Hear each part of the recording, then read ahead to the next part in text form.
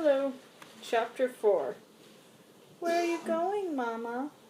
I paused in the act of fastening my cloak and turned to him standing in the doorway. You know perfectly well where I go to every Sunday, Erik. I am going to Mass with Mademoiselle Perrault, and you must stay here until I get back. He twined his fingers around the handle of the door. Why must I always stay here? He demanded suddenly. Why can't I come with you and hear the organ and the choir? Because you can't, I said sharply. I was beginning to wish Father Manzar had never told Erik about the organ and the choir. I had no peace since his visit last week. You must stay here in the house where you'll be safe, I added. Safe from what? He challenged unexpectedly. Safe from... Oh, stop all these silly questions. Do you hear? Just do as you're told and stay here. I won't be that long. I swept out, pushing him before me with one gloved hand and locking the door of my bedroom, as I always did whenever I left him alone.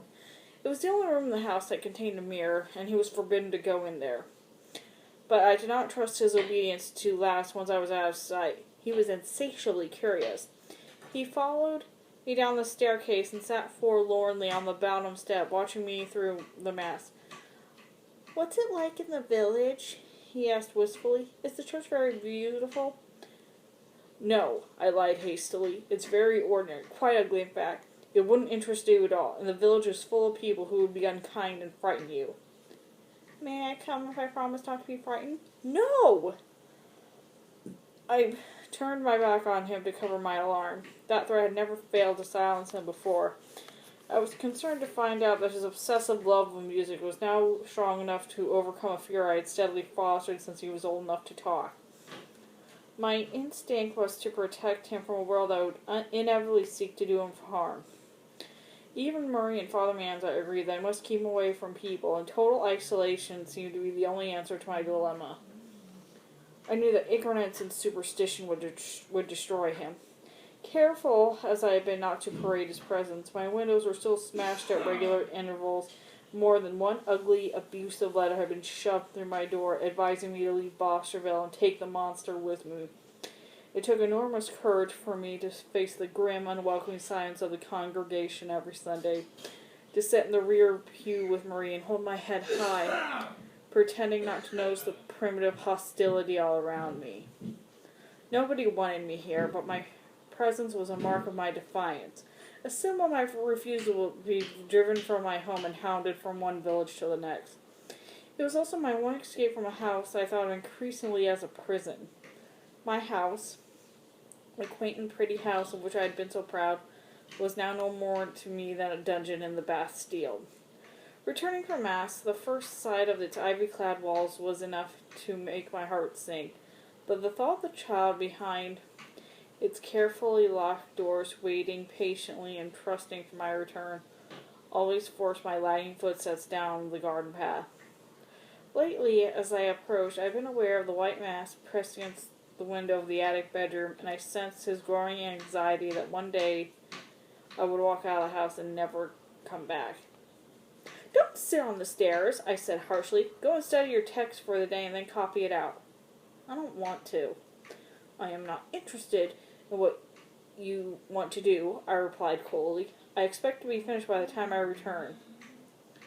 He was silent as I reached for my purse, and suddenly he announced with decision, I am not going to study my text. I'm going to make it disappear so you can't find it. Just like the scissors. I can make anything disappear if I want to, Mama. Even a house.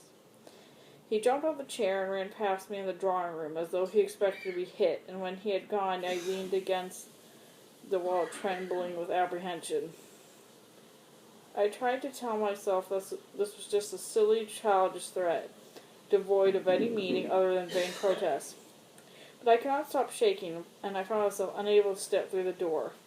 I was afraid to go now, afraid to leave him in his strange, unchildish devices. I dare not think what terrible means he would contrive to make a house disappear. When I again regained my composure, I took the clothes off and walked into the drawing room. I found him sitting on the rug before the fire with Sasha, staring fixedly at the flickering flames in the hearth. I've decided not to go to Mass today, I told him unsteadily. He turned and looked at me and clapped his hands in unveiled satisfaction. I knew you would, he said, and laughed. I had been his jailer. Now he was mine.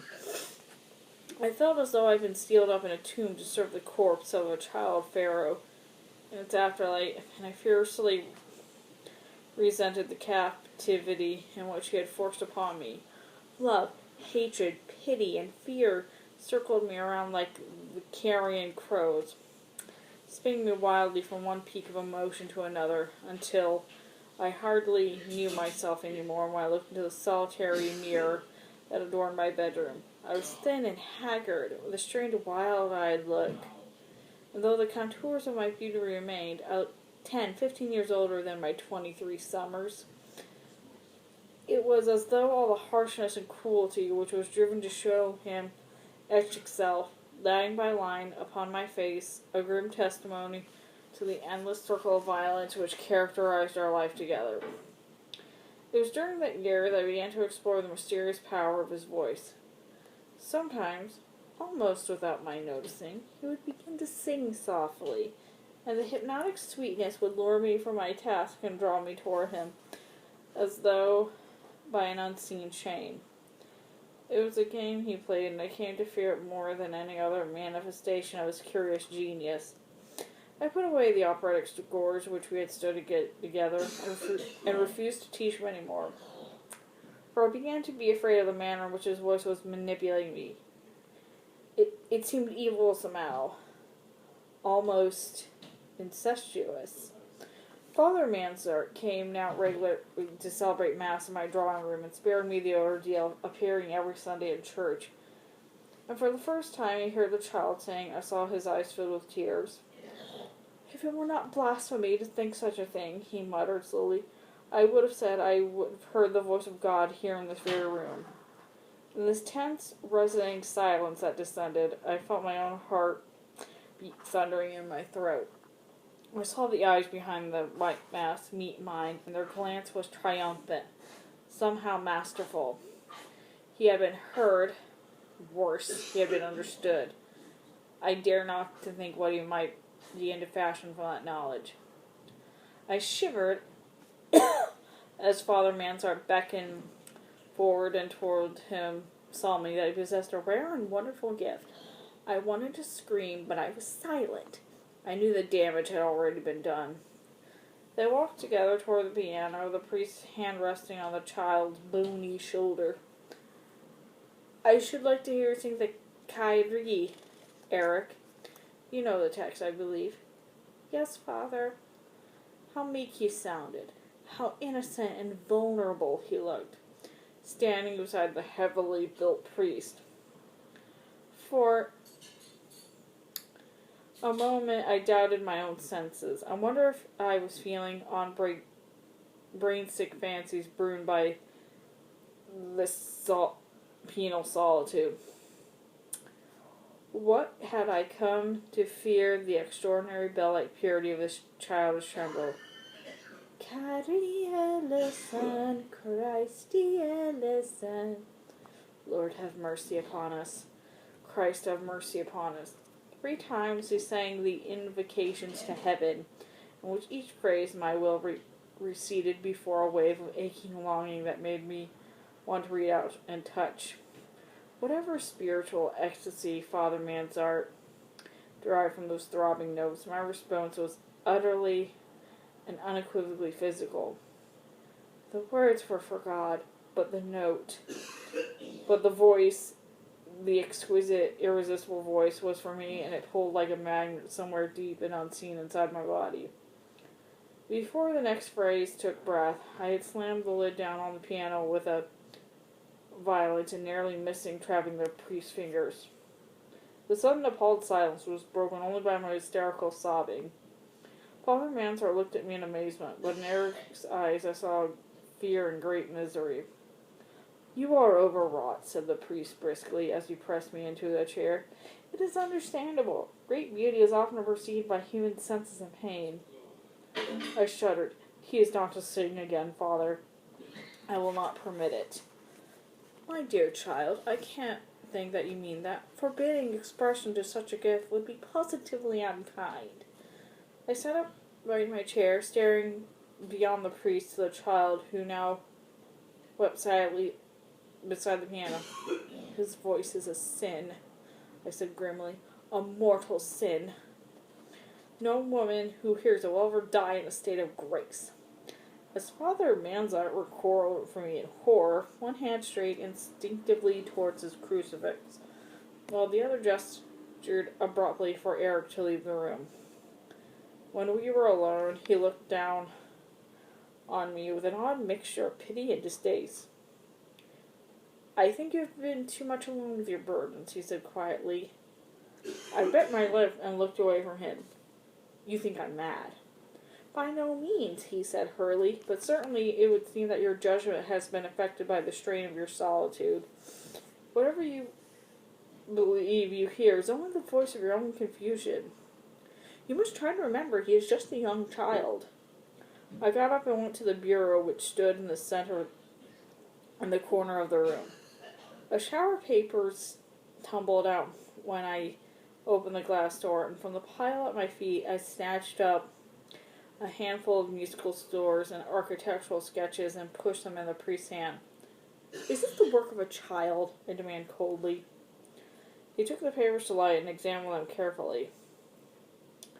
I would not have believed it is possible for a child his age to copy with such astonishing precision, he said after a moment. They're not copies, I said. They're originals. He turned to protest, but was silenced by my expression. Placing the papers on the table, he sat down in a chair and stared at me in awe as I stood clasping my hands around my arms and shivering. It frightens me, I whispered. Too much too soon. It isn't natural. I can't believe such gifts are heaven sent. The priest shook his head gravely. Doubt is the devil's instrument, Madeleine. You must close your mind to it and pray for the strength to guide the child's soul to God. As he leaned forward to take my hand, I realized he was trembling. I have been remiss in my calling, he said feverishly. I will come as often as my duties permit to instruct him in the doctrine of our church. The boy must be taught very quickly to accept the will of God without question. It is extremely important that the genius of this stature is never permitted to stray from the teachings of our Lord. I said nothing. The priest's intense uneasiness was merely a grim echo of my own certainty, though the forces of evil were steadily closing in around my unhappy child. I felt desperately in need of guidance of the church, but the inner light of the conviction was no longer there. The harder I prayed, the less I had hope of being heard. My crucifix was merely a cutting carved piece of wood. My rosary just a meaningless stream of beads. My faith had weakened me to the point where I had allowed myself to be seduced by a sung mass rendered shamelessly and sensually beautiful. I had sunk to a wickedness that I dare not even confess. Tell me what to do, I said in despair. Show me how to keep him from evil. The fire fell to ashes, and as we talked long into the night, the priest warned me very seriously against any attempt to muzzle Erik's unique talents. A volcano must have its natural outlet, he said mysteriously. It must not be driven upon itself. If you feel that you can no longer train his voice, then you must permit me to do so. Let me teach them, as there were any other chorister in my choir. I will steep him in the music of God and the ways of the Lord, and in time heaven will grant you only pleasure from his voice. I stared at the sad gray remnants of the dead fires. How could I tell him it was a pleasure that I feared? Okay, thanks for listening. See you next time.